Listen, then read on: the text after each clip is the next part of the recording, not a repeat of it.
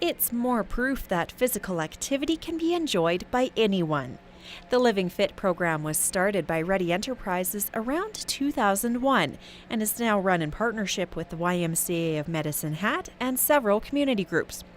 It provides barrier-free exercise opportunities for people with disabilities, chronic conditions, and those who are at risk for disease, such as Parkinson's, diabetes, MS, and stroke recovery.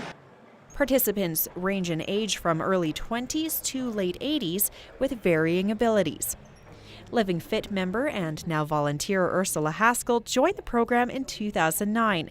She was dealing with a series of health issues that affected her feet and in turn created problems with her inner ears and her balance. The doctors said that you need to keep your feet elevated and you need to stay off of them as much as possible.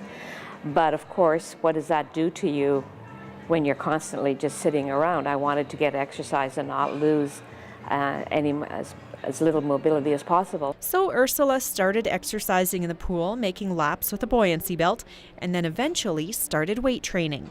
At that time I thought I would probably be in a wheelchair eventually, so I needed to think about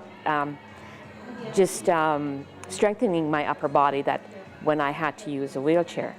Now fast forward a few years. Ursula's foot condition has healed and she's been able to stay out of a wheelchair.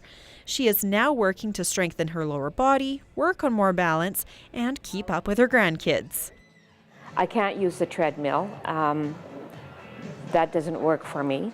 And doing exercises where I am standing or doesn't work for me. I lose my balance. So a lot of the equipment here at the Living Fit is designed to be used either in a sitting position or with a wheelchair that you can back a wheelchair into it. And each program is geared for the individuals according to their abilities as well as their goals.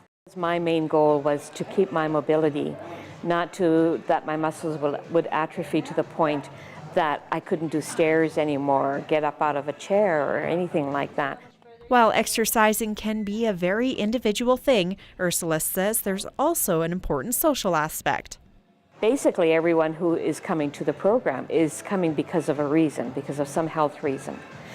And they can share this and talk with other people who may not have exactly the same health issue, but have a health issue that maybe they feel no one else understands. It's also almost like a support group in itself. Right? And they get to visit and they compare stories, and they also, depending on what they're doing, somebody will come up with an idea and say, hey, yes, what if I modified it to this one? Would that work for me? And absolutely, we'll try something. For more information on the Living Fit program, YMCA-medicinehat.org. For Go Southern Alberta, I'm Christy Pick.